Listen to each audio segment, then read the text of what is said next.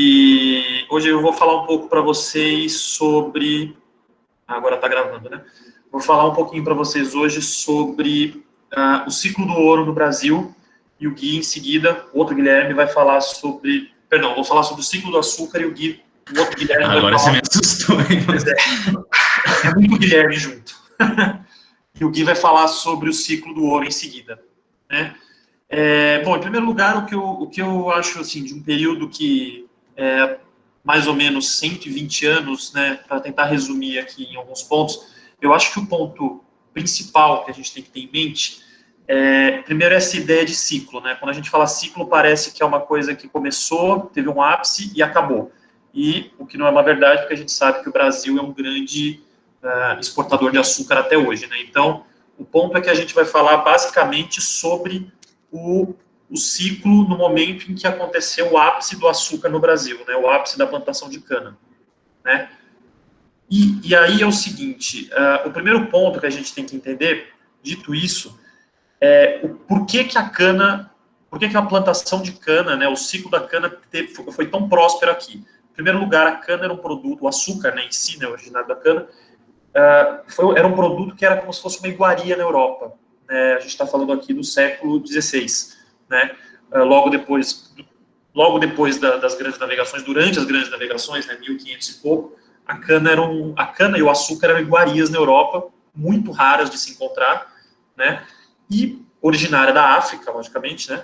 E aí, quando Portugal consegue plantar as primeiras mudas de cana Só um instante, gente, não tenham gatos em casa. Quando Portugal consegue plantar as primeiras mudas de cana nas ilhas dos Açores, na Ilha da Madeira, em Cabo Verde, que são aquelas ilhazinhas lá no norte do Atlântico, próximo de Portugal, próximo da entrada do Mediterrâneo, cria-se um mercado consumidor de açúcar muito grande na Europa.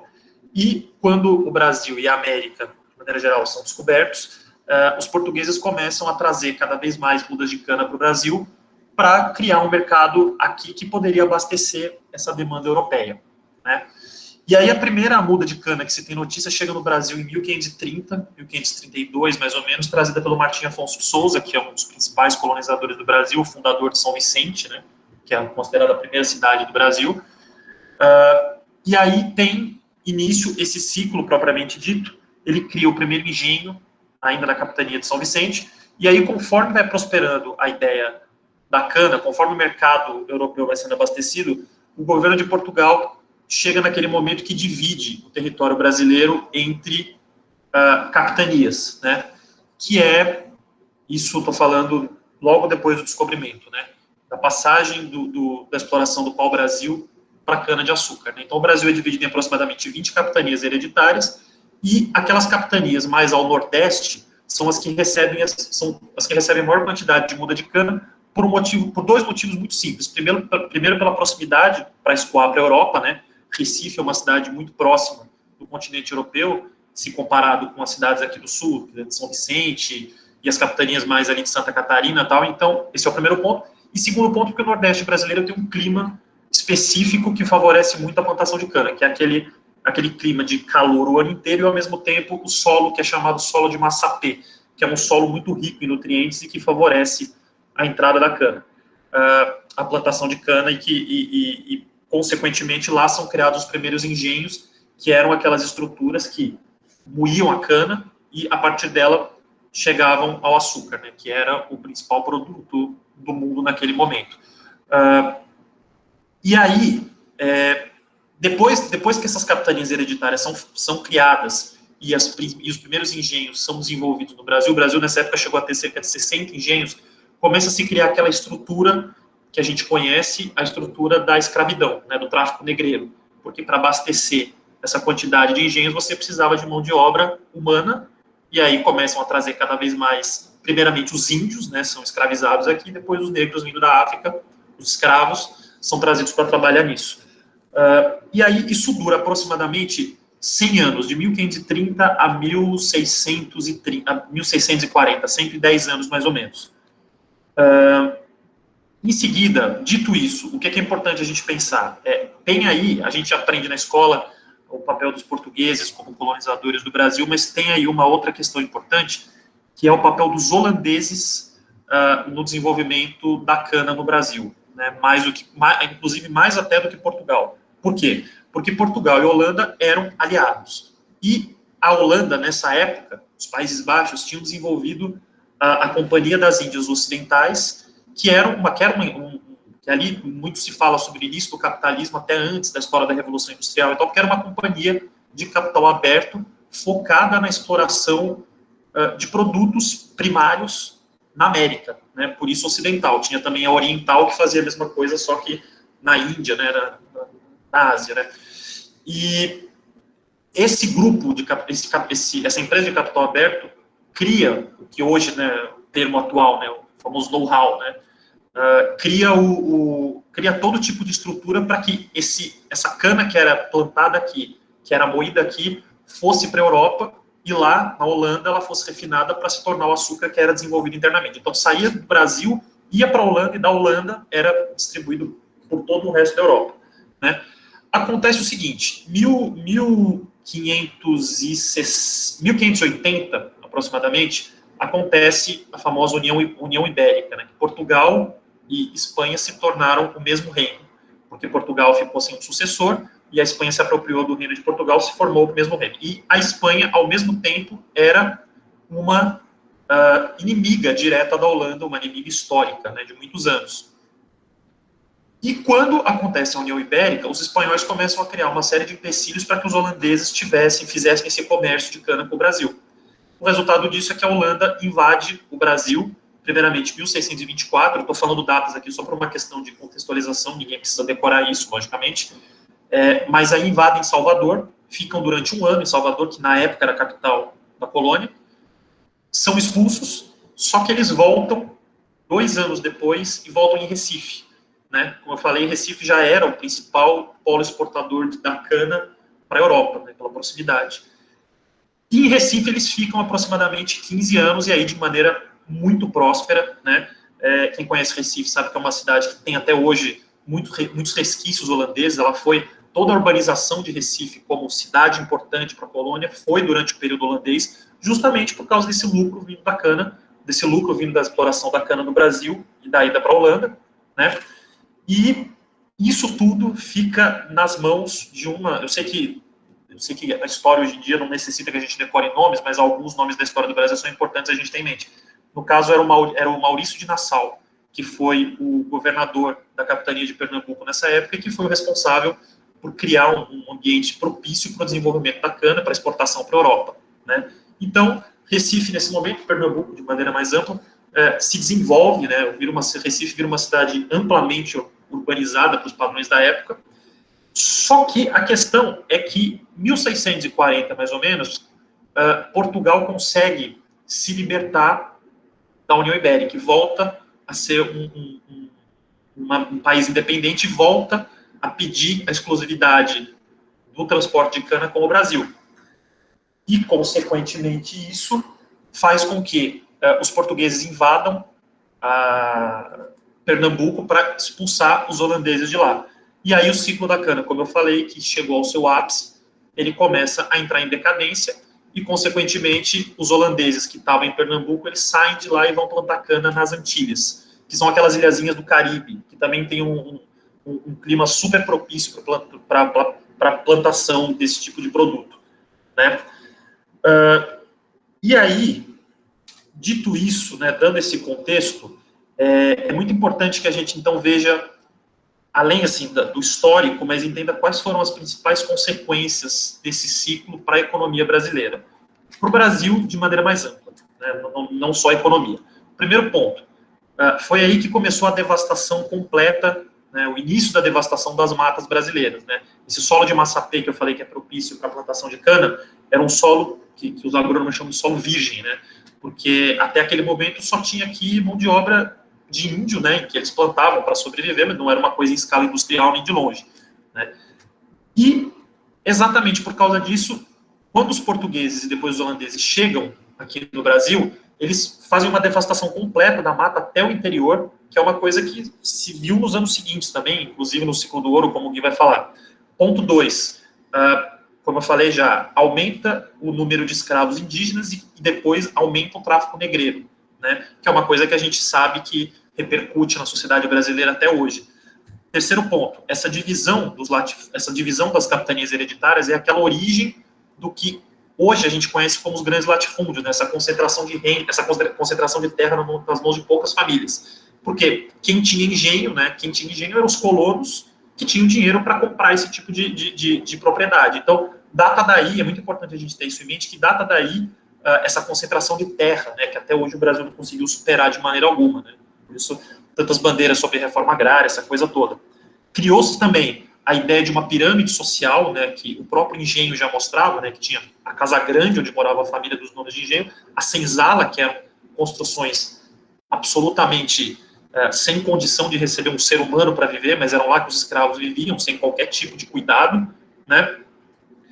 E também data dessa época a ideia do lucro fácil nas colônias, né, que é o Brasil, nessa época, o Brasil, eu digo todas as colônias, até as espanholas, mas o Brasil, que é o objeto aqui, vira alvo de um lucro fácil para se levar para a Europa. Né? A cana é vista como isso, um lucro muito fácil. Né? Como eu falei, era uma iguaria na Europa, que, consequentemente, se tornou um mercado de consumo absurdo, né? Começou a ser muito consumida, e o Brasil foi visto como o grande ponto de saída desse lucro, depois só perdendo para as Antilhas. Né?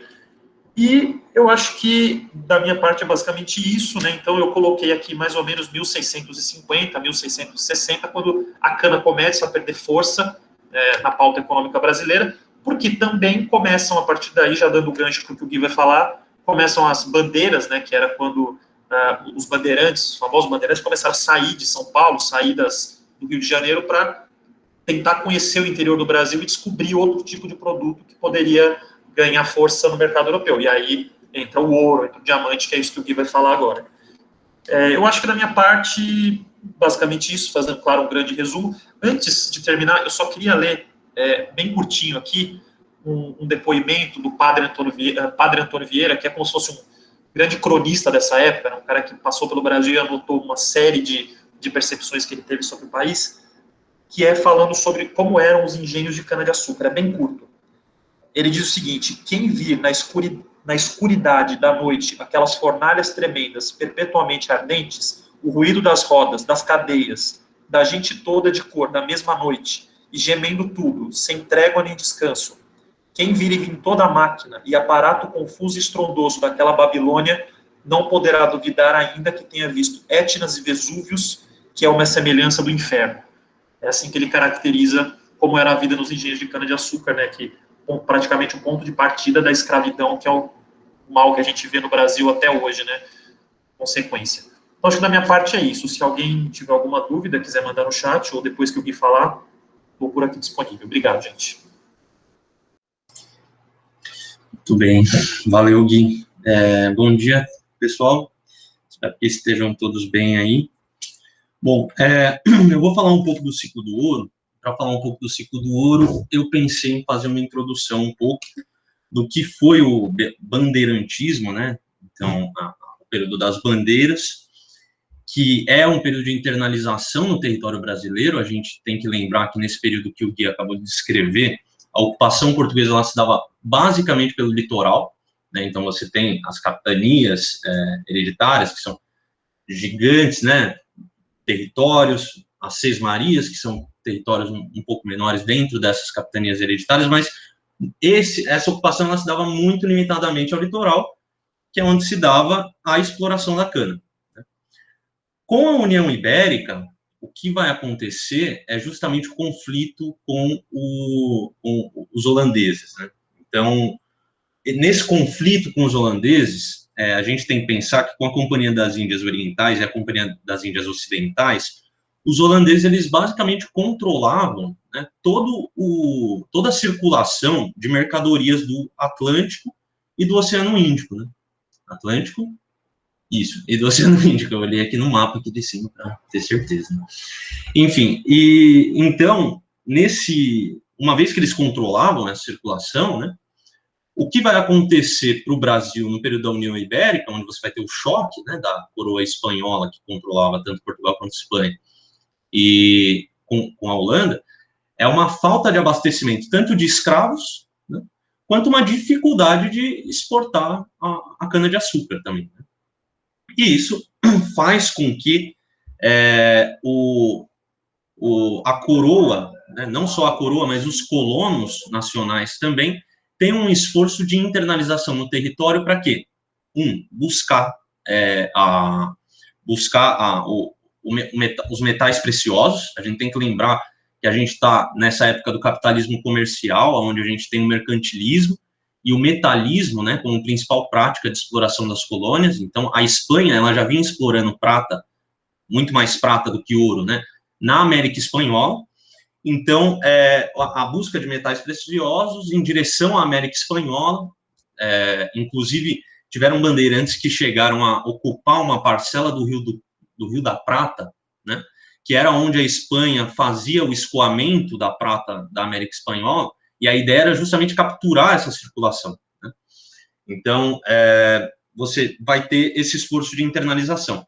Você tem também a questão dos próprios colonos, né, de buscarem escravos indígenas, uma vez que o esforço, né, os escravos vindos da África, eles estavam em menor quantidade, né, por conta do período da União Ibérica. Não tanto no Nordeste, né, como o Gui falou, teve a invasão holandesa.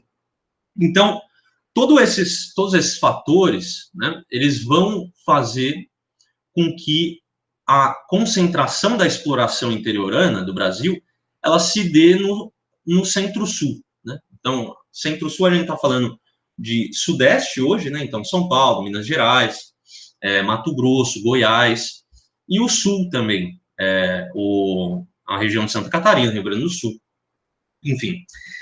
E uma outra atividade, então a gente já tem a busca de metais preciosos e a busca por escravos nativos, né, escravos indígenas. Uma outra atividade que já vinha através da cana, que favoreceu essa interiorização, foi a pecuária. Por que a pecuária já era praticada na época da cana? Né? Principalmente para transporte e para força motriz também. Então, você imagina que nos engenhos, né, para moer a cana, inicialmente você tinha, enfim, grupos de escravos que faziam que eu mostraria para vocês aqui, que eu não peguei a imagem, mas você tinha, tipo, um sistema de moer a cana que era feito por cilindros, assim, né? Então, você precisava ficar rodando eles, assim, para apertar a cana e sair o caldo, e depois você fervia esse caldo e, enfim, apurava a substância no processo que não lembro, tem um processo químico que descreve esse mecanismo. Mas a ideia era ferver o caldo para extrair o substrato, deixar secando, e aí você tem o açúcar bruto, né? E aí depois exportava, e aí você tinha um açúcar refinado, enfim. Então, todo esse processo, inicialmente, ele era feito por grupos de escravos. Com a pecuária, o que vai acontecer é você começar a colocar a força motriz, né? A força que vai fazer esse processo nos animais. Então, os bois, os cavalos, as mulas, principalmente, né? Principalmente mula e bovinos, tá? Então, a pecuária, ela já vinha fazendo um certo trabalho de interiorização, né? A gente tem que lembrar que no Sudeste a gente tinha a capitania de São Vicente, aonde tinha a exploração da cana, mas não tinha basicamente mais nenhum lugar do Sudeste. Por quê? Porque o território, né, que a gente chama de mares de morros, provavelmente vocês já viram ou vão ver isso em geografia, ele não é tão propício para o cultivo da cana aqui no Sudeste. E o clima também, né, um pouco mais frio, também não era propício. Então, a região Centro-Sul, no cultivo da cana, ela estava muito em desvantagem com a região Nordeste. Então, não era uma atividade que promovia grandes riquezas, tá? Então, essas bandeiras, o que elas vão ser? Elas vão ser expedições, muitas vezes financiadas pela coroa, outras vezes apenas iniciativas individuais de colonos, né, nacionais, de desbravar o território nacional. Como que eles fizeram isso? Eles fizeram isso através das vias fluviais. Só que a gente tem que pensar que eles não conheciam, né, o território brasileiro. Então, eles não conheciam os rios, eles não conheciam as matas. Então, como que eles vão saber mais ou menos para onde ir? Grande parcela dessas expedições, grande percentual da composição dessas expedições era dada por índios, principalmente, né? Então, os índios, a gente teve na última aula, né, se eu não me engano, a Caroline e o Thales falaram com vocês, sobre a questão dos índios aqui, a colonização. Então, os índios, eles tinham diversos conflitos entre as diversas tribos, né? E imagina você chegar com um poder de superioridade de Portugal sobre as outras tribos, né? Então, você tinha também um interesse dos índios, claro que eles também eram forçados aí, né? Então, você vai ter muitos índios e os mamelucos também compondo essas expedições. Mamelucos é o cruzamento, né? O filho do branco português com o índio, tá? E aí, aonde que a gente vê a figura desses bandeirantes hoje, né? A gente vê em diversas homenagens, como o Borba Gato, né, a estátua dele. A gente vê em rodovias como Raposo Tavares, Fernão Dias. Então, todos esses caras, né, que desbravaram e acabaram por fundar São Paulo como povoação em 1554 e depois como vila em 1561, eles vão desbravar através do rio e vão descobrindo o território, vão formando povoamentos, vão formando núcleos aonde eles se estabelecem, vão se estabelecendo, junto com índios e mamelucos, principalmente, que eram maioria, tá, nas expedições. A minoria era de brancos. Isso é interessante, tá?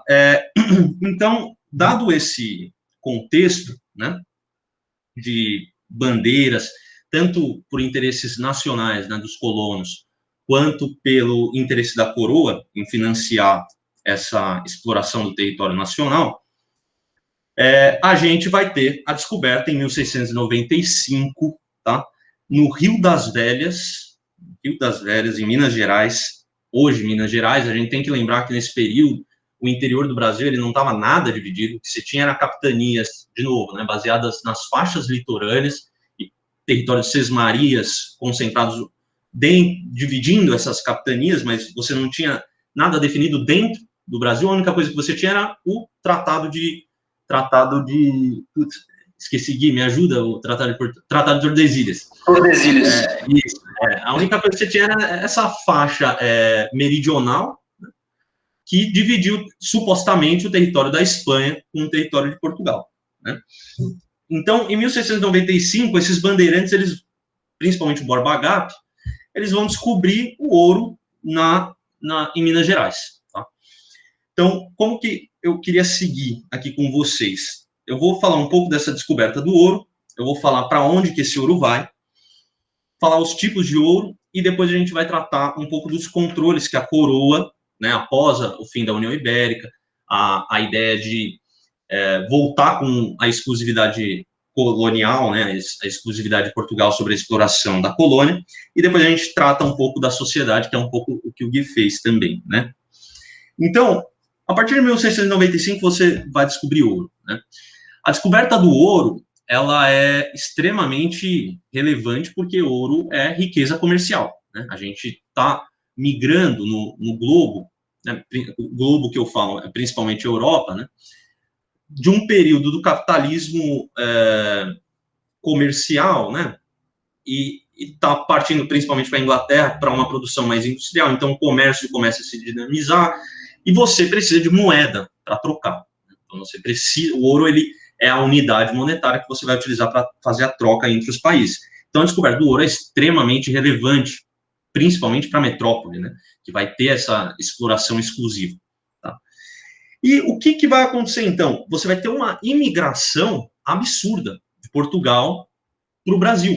A gente sai de um período de Portugal, da União Ibérica. Portugal está basicamente quebrado economicamente, porque toda a riqueza que ele tinha foi expropriada pela Espanha, né? E então Portugal a população está mais pobre, o reino está mais pobre e eles vão procurar a saída. Quando se descobre o ouro, né, isso é a saída perfeita, né? A segunda saída que eu já comentei na aula de Revolução Industrial com vocês é o tratado de eu falo Mitwin, mas eu estava ouvindo umas aulas e a galera fala Metwin, então aí fica a critério de vocês escolher o tipo da pronúncia. Mas o Tratado de Mitwin era o Tratado de Panos e Vinhos, né, firmado em 1703 entre Portugal e Inglaterra. No que consistia esse tratado? Relembrando, Portugal exportava vinhos com a cobrança de imposto da Inglaterra a 1/3 a menos do que ela cobrava dos vinhos que ela importava de outros países, principalmente a França, enquanto Portugal dava exclusividade de importação aos tecidos ingleses. Então, assim, a Inglaterra ela já se consolidava, já estava caminhando para se consolidar como a principal força econômica, como a principal economia da Europa, e a gente percebe claramente, né, a diferença de tratamento, né, a Inglaterra impondo o seu interesse de exclusividade a Portugal, enquanto ela se coloca numa posição de apenas reduzir impostos dos vinhos importados de Portugal, né? Então, de fato, Portugal ele vai criar e vai consolidar com esse Tratado de Mitton uma relação total de dependência da Inglaterra. Tá? Então, Portugal está numa relação de dependência, Portugal está mais pobre, você vai ter imigração para o Brasil, muitos portugueses vão vir aqui para o Brasil. Dentro do Brasil, muitas pessoas do Nordeste, do Sul, vão para o Centro-Sul para explorar ouro. Ouro é riqueza, então você descobrir ouro, a ideia é de que você vai ficar rico, é claro que a coroa portuguesa vai acabar com essa ideia bem rápido, mas a ideia é essa, né? Então você vai para o Centro-Sul para explorar ouro. Então, primeira questão é esse fluxo de recursos, né, escravos, fluxo de recurso da coroa, fluxo de recurso de pessoas para a região Centro-Sul. Isso não no começo da exploração do ouro. Isso vai se dar principalmente num período ali de 1733 até 1748, que é o auge do ciclo do ouro, né? Por quê? Porque no começo você está num território completamente hostil, que você não conhece, basicamente, e que não tem suprimento, não tem alimento, não tem tratamento médico, não tem absolutamente nada. Então, assim, o período inicial da exploração do ouro é um período de dificuldades para os próprios exploradores, tá? Com o descobrimento de outras regiões, né, de minas de ouro, você vai tendo a migração de pessoas para lá, o comércio começa a florescer, enfim, você vai tendo um suprimento muito maior, né? Isso é interessante. Então, o primeiro tipo de ouro a ser descoberto aqui no Brasil é o ouro de aluvião. O ouro de aluvião é o ouro descoberto ali nos rios, né? Na beira dos rios. Eles ficavam geralmente abaixo de uma camada de minério, né? Então, minério preto, vem até daí o nome da cidade Ouro Preto, porque você tinha essa camada de minério preto e embaixo você tinha as pepitas de ouro, né? E esse é o primeiro tipo de ouro que vai sendo descoberto, é o ouro mais fácil de descobrir, né? E conforme esse ouro vai se escasseando, você vai descobrindo as minas, né? Então, o ouro subterrâneo, você vai, enfim, cavar, que você vai explorar, e diversos problemas de saúde associados à população que explorava as minas, né? Os diamantes também começam a surgir, né, a partir do momento que você começa a explorar as minas, né? E o principal sintoma para a colônia dessa mudança de foco econômico da economia açucareira, né, para uma economia mineradora é a mudança de capital. A gente tinha, até 1763, a capital do Brasil era Salvador, Bahia, né, por conta da exploração da cana. A partir de 1763, a capital passa a ser o Rio de Janeiro, que é de onde Salvador era por onde escoava a produção da cana, né? Muito próximo da Europa, esse local estrategicamente colocado ali. No Rio de Janeiro é por onde vai escoar o ouro, certo? E com isso, com a descoberta do ouro, com a exploração do ouro, você vai ter a dinamização do comércio do eixo sul, centro-sul, né, sudeste ali, e nordeste. Então, você vai ter os tropeiros, que são os guiadores de tropas,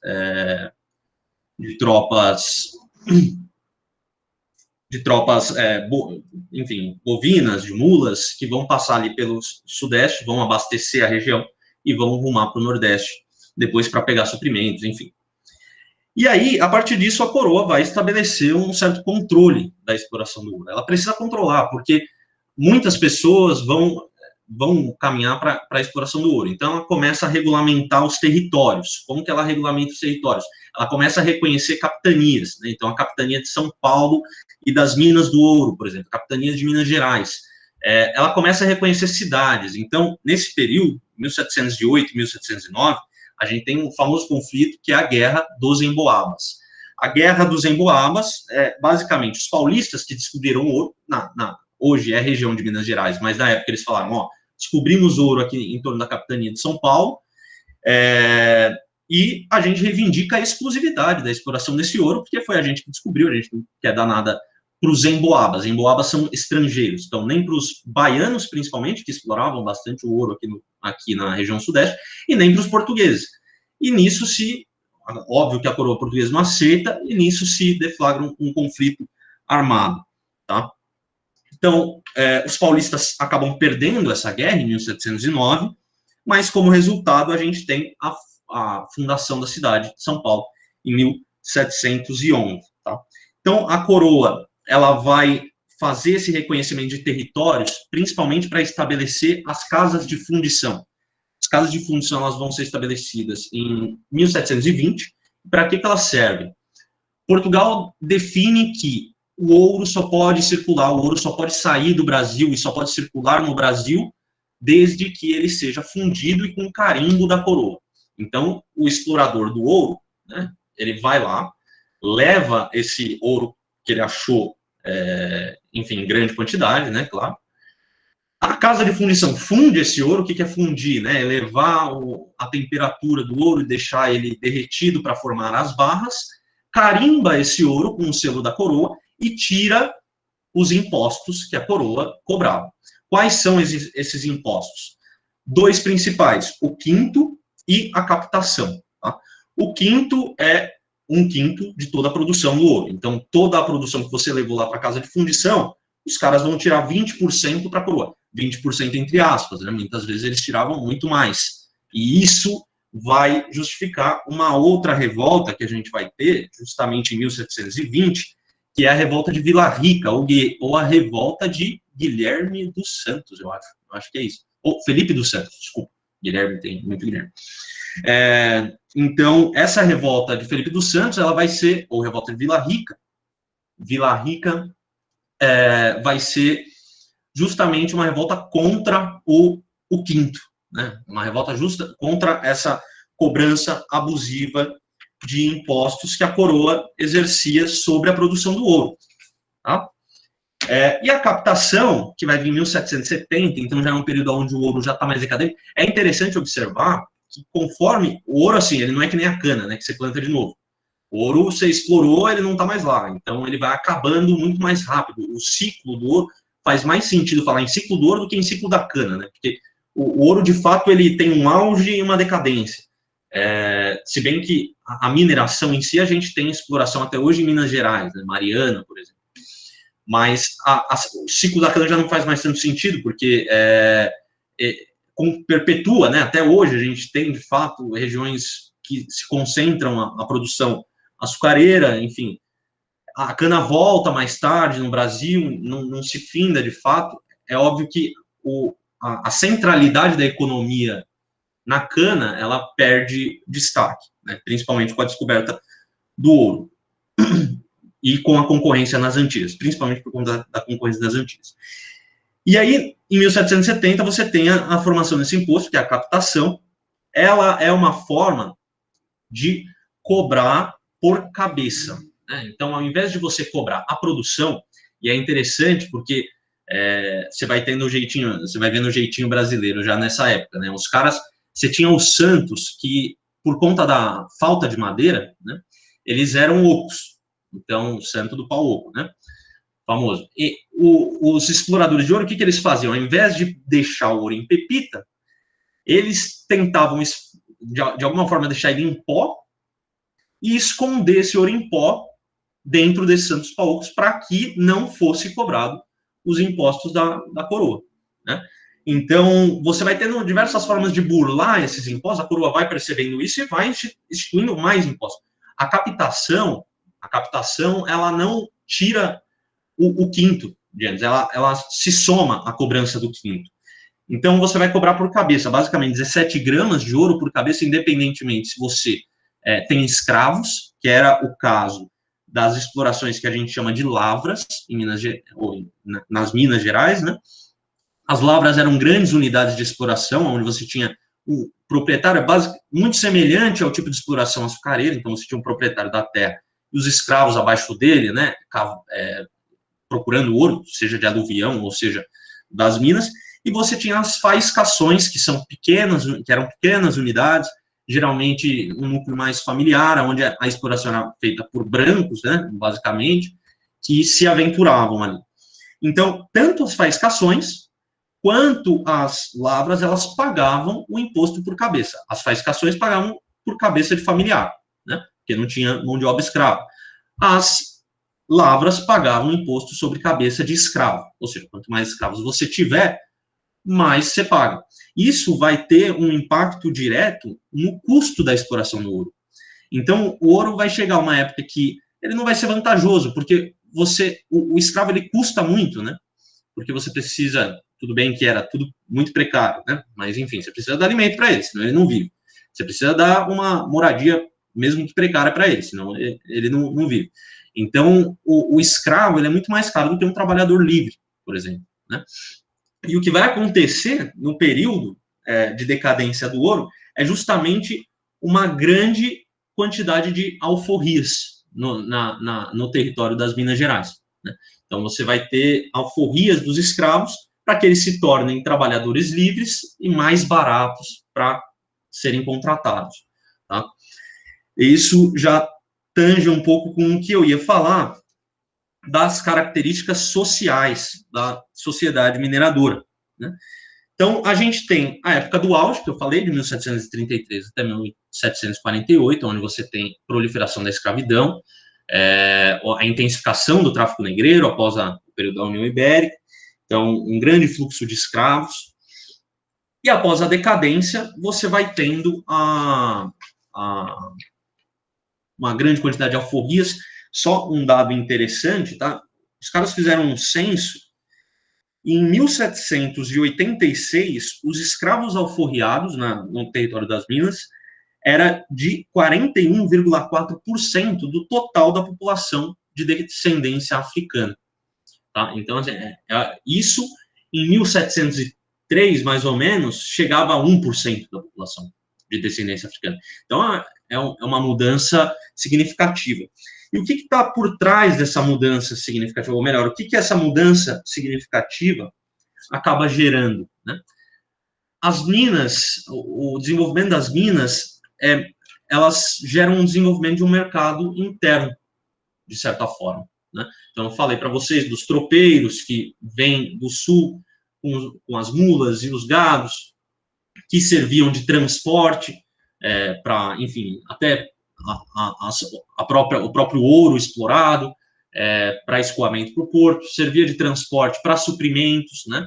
E você vai ter, então, o desenvolvimento ao entorno das Minas Gerais de diversas atividades para suprir a população que ali se desenvolvia, né? E a alforria dos escravos vai gerar justamente um crescimento desse mercado consumidor, né?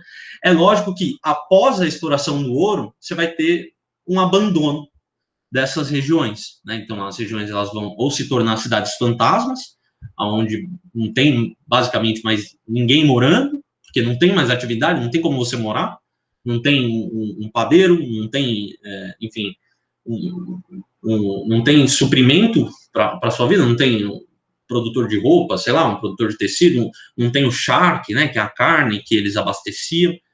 Então, você não tem outra saída a não ser sair de lá quando o ouro acaba, ou elas acabam virando, né, cidades históricas, que a gente conhece hoje, em Minas Gerais. O Thales tinha que estar aqui nessa aula, né? Ele ia saber falar bastante das cidades históricas lá. Então, um principal ponto dessa criação desse mercado consumidor é o desenvolvimento de uma certa classe média, né, das Minas Gerais. Então, você vai ter os proprietários, que vão concentrar muita riqueza, os escravos que estão na base dessa sociedade, e você vai ter uma certa classe média, né, principalmente esses exploradores individuais, exploradores familiares das faiscações, né, onde eles vão ter não vão ser ricos, né, eles vão ser, assim, classe média, mas ainda assim pobres, né, principalmente por conta da coroa. Com a decadência da exploração do ouro, a coroa ela vai instituir a derrama. O que é a derrama? A derrama é você tem que pagar o quinto. Então, todos os quintos, conforme o ouro vai acabando, o quinto ele não vai conseguindo ser pago pelos exploradores. Então, todos os quintos atrasados, a coroa vai cobrar. Como que a coroa vai cobrar? Ela vai na sua residência, na sua casa, vai tirar o ouro seu, e se você não tiver ouro, ela vai tirar o que você tiver. Então, vai tirar todos os seus bens. E desse novo tipo de cobrança, você vai ter a Inconfidência Mineira, né?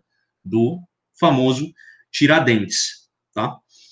Então, acho que é isso, a característica social é um pouco essa, a formação de uma classe média, a alforria dos escravos em Minas Gerais, e é tipo um não dá para a gente falar em feudalismo no Brasil, mas me explica essa associação que você fez, se puder abrir o áudio ou escrever. Por que você pensou em feudalismo? Eu pensei pelo processo de organização da sociedade que você falou, né? E aí tinha uma classe mais baixa, e aí começou o processo de cobrança. Tá, entendi. No feudalismo, no feudalismo você tem uma sociedade muito derivada de uma sociedade meio que estamental até, né? Você tinha as funções muito específicas, né? Então o cara, ele era, enfim, era camponês, ele plantava lá na terra dele, plantava um tempo lá no período na terra do senhor feudal. Você tinha o senhor feudal, que era o chefe basicamente militar, em última instância você tinha o rei, né? E você tinha o clero que dava a moral ali, que controlava basicamente tudo. Aqui você tem justamente uma certa descentralização dessas atividades. A questão é que você tem a coroa em última instância, nos dois casos, né? Então a coroa ela vai conceder a licença para você explorar, mas você que é o explorador. Então você que vai adiantar o recurso, você que vai instalar a unidade, vai explorar a mina, você que vai pegar os escravos. Então é um pouco mais descentralizado. Não é. E outra característica é que no feudalismo você tinha basicamente exploração agrícola, né? Aqui a gente está falando de exploração mineradora, exploração do ouro. Então, essa associação eu não consigo fazer, mas, enfim, é interessante essa sua observação. Nunca tinha pensado desse modo. Então, não dá para a gente falar que é um feudalismo aqui no Brasil, até porque não teve feudalismo no Brasil. Aliás, eu já li alguns textos de história muito putos com essa ideia de que teria tido um tipo de feudalismo no Brasil, porque, assim, não tem como falar, que era exploração bruta, a gente vê o quinto, a captação, a derrama, tem outros tipos de impostos que eu não falei aqui, mas sem arrobas anuais, então, assim, era na linha dura. E é interessante que um fato muito curioso, eu não sei até que horas que vai a aula, já acabou? Quem sabe me dizer? Mas, enfim, deixa eu concluir aqui. Um fato muito curioso é que a coroa... show, legal. Então, beleza.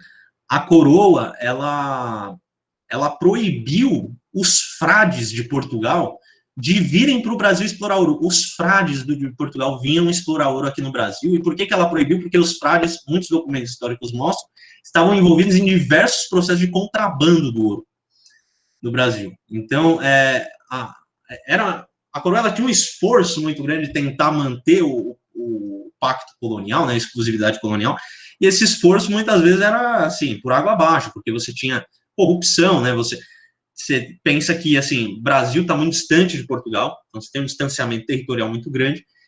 Tendo esse distanciamento territorial muito grande, né, a coroa não vai desenvolver muita coisa aqui para o Brasil. Quem vai desenvolver, como eu falei, é esse processo de interiorização, esse processo de desenvolvimento de um mercado interno, né?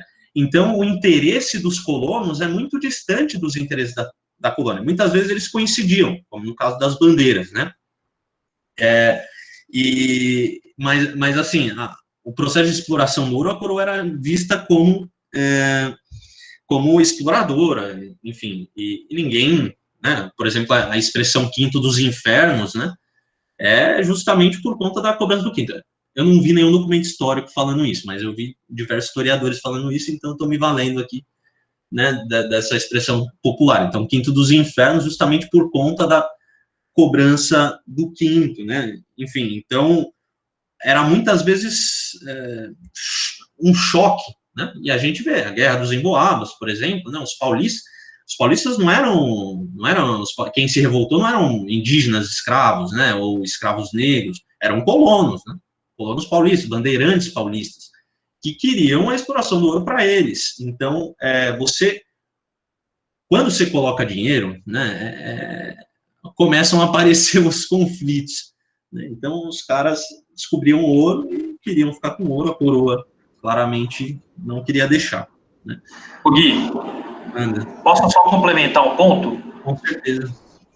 Então, só um ponto que eu acho que é muito importante, já falando dessa fase do ouro, dessas revoltas, e que eu sei que é um assunto muito abordado em vestibular, é o seguinte, é o impacto das ideias iluministas que chegaram no Brasil nessa época, né? Então, o caso da Inconfidência Mineira é um exemplo claro, porque, assim, Tiradentes é colocado como um grande herói nacional, mas a gente sabe que a história, que muito se cria mitos, né?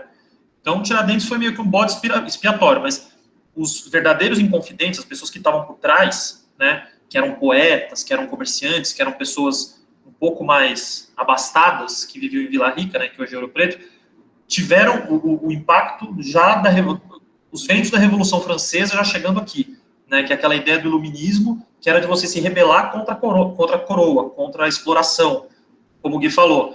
Isso acho que é muito importante a gente ter em mente. Isso não foi no Brasil, surgiu aqui, não. Teve, que é pouco falado, mas até antes da Inconfidência Mineira, teve a Revolução no Haiti, né? Que é um assunto pouco falado, infelizmente, mas é de suma importância para a história da humanidade, né? Que foi uma revolução de escravos contra os senhores de escravos no Haiti, que era uma ilha minúscula, né? Controlada pelos franceses. Depois, a própria Revolução Francesa, Napoleão, aquela história toda. Então, isso chegou aqui, inspirou que as pessoas se voltassem contra essa exploração, contra essa cobrança pesada de impostos, que o Gui muito bem falou e tal. Então, só fazendo essa complementação que eu acho importante para contextualizar.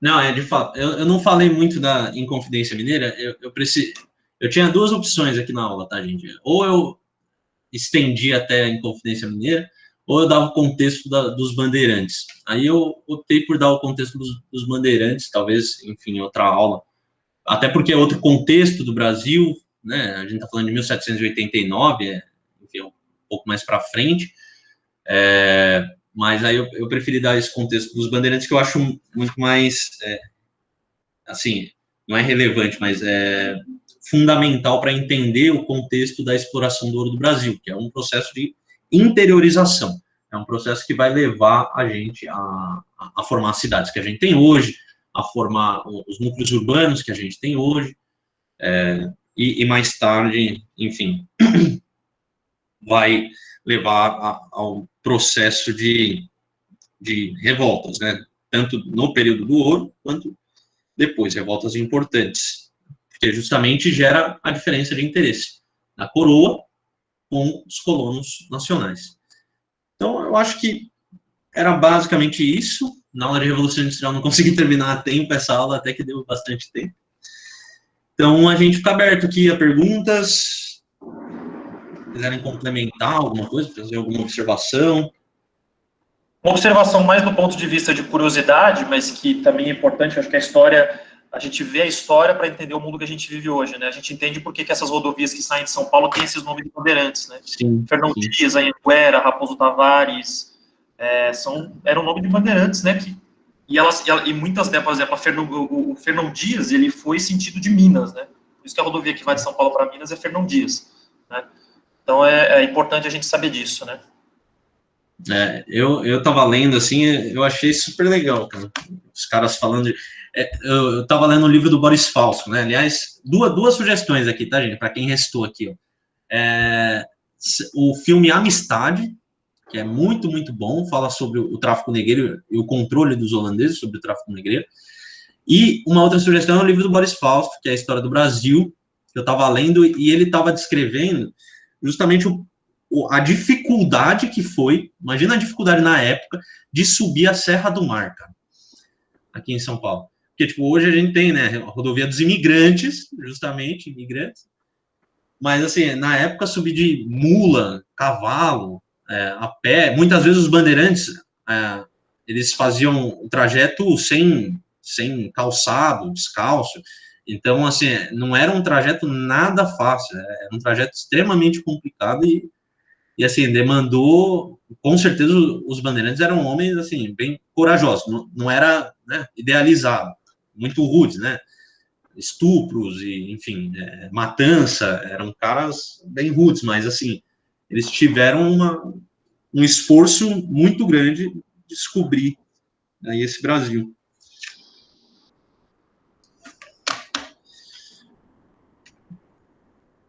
A Amistade é muito bom, cara. Eu assisti no segundo colegial.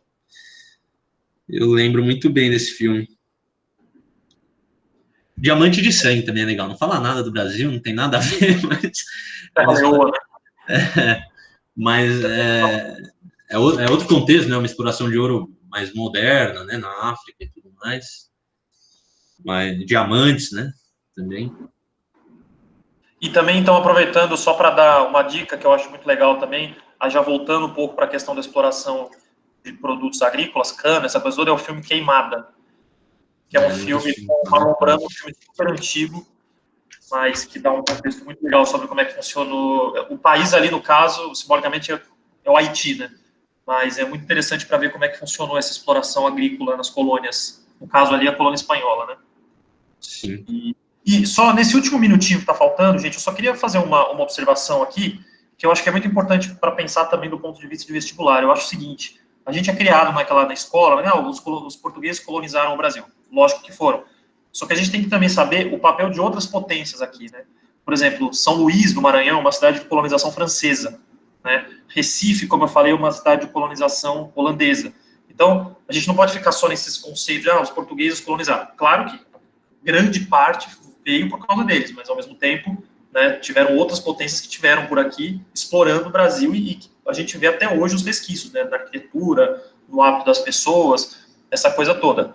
E uma última coisa que eu queria falar é o seguinte, isso que eu falei da cana, eu acho que é importante a gente ter em mente, de tudo que eu falei, eu acho que o mais importante é o seguinte, a história da concentração de renda, isso eu acho que é muito importante em qualquer vestibular, em qualquer redação que se fale, a concentração de renda e de propriedades que a gente vê até hoje. Por coincidência, eu estou no interior de São Paulo, enfim, tios familiares, mas eu vindo para cá, assim, plantação de cana, assim, que você não vê onde termina. Isso que a gente vê hoje é a herança do século XVI, né? É a herança da divisão de terras que concentrou a cana na mão de poucas pessoas. E a mesma coisa depois com o café, né? Que foi um produto do século XIX no Brasil, XVIII, XIX no Brasil, né? Então, é isso aí. Agora eu vi a frase aqui, legal. Só dois comentários que eu acho interessante. Um é a expansão territorial que as bandeiras possibilitaram, tá, gente? Eu esqueci de falar isso na hora que eu falei das bandeiras. Mas até romper o Tratado de Tordesilhas, né? Porque você pega o Tratado de Tordesilhas, o Brasil não era desse tamanho que a gente tem hoje, tá?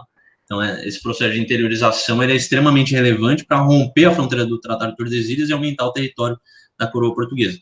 E acho que outra que faltou falar é um pouco da diferença, né, da exploração do ouro para a exploração da cana, justamente por conta, enfim, dessa grandíssima propriedade, né? Os engenhos eram unidades gigantescas.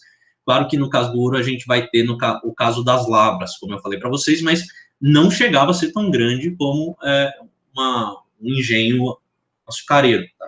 E as faiscações mostram também, né, que você tem uma possibilidade de explorar ouro em unidades pequenas, né? Então, enfim, hoje a exploração mineradora são unidades gigantescas, né? A gente pega a Vale, são unidades absurdas, né? Inclusive teve uma aula de química que eu questionei, eu não lembro qual era o nome do professor, mas justamente esse processo industrial que a gente tem hoje de fazer a lavagem, né, o filtro do ouro, né, dos minérios.